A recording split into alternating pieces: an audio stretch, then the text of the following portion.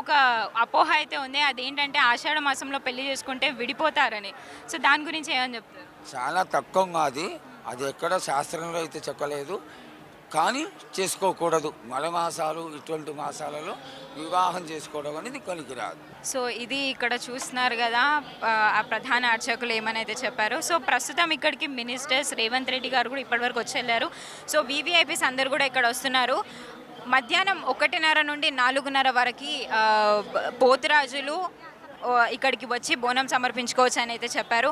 So ఇక్కడ ప్రస్తుతం మనం చూస్తున్నాము మినిస్టర్స్ కూడా చాలామంది వస్తూనే ఉన్నారు. 6 క్యూ లైన్లలో జనాలందరినీ పంపిస్తున్నారు. మరో 2 క్యూ లైన్లలో వీవీఐపీలను కూడా పంపిస్తూ ఉన్నారు. సో 1000కి పైగా పోలీస్ శాఖతో ఇక్కడ చాలా పక్కడ్బందీగా బందోబస్తు అయితే చేశారు. అలాగే సీసీ కెమెరాస్ కూడా ఆలయంలోని ప్రతి ఒక్క మూలన మనం చూడవచ్చు.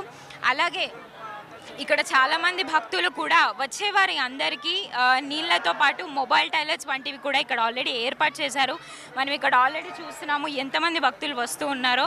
ప్రధాన అర్చకులు కూడా ఇంతసేపు మనతో మాట్లాడారు.